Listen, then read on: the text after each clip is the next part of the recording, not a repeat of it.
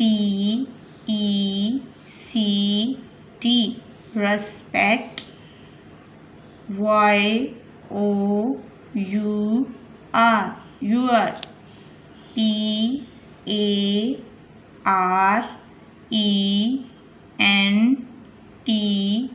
PARENTS parents.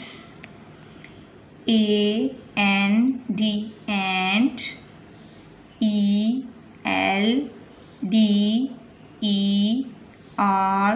ELDERS elders.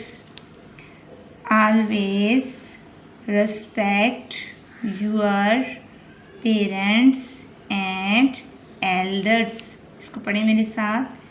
My father and mother love me. Remember, always respect your parents and elders. ठीक है, इसको आपने याद करना है. वीडियो को बार बार आपने सुनना है तो आपको अच्छे तरीके से याद हो जाए. और 11/5 की डेट लगाकर आपने इतना आपने होमवर्क करना है. होमवर्क आपने करना है always respect your parents and elders. इसको आपने होमवर्क करना है. अपना ख्याल रखें. फ़ी अमानिल्लाह.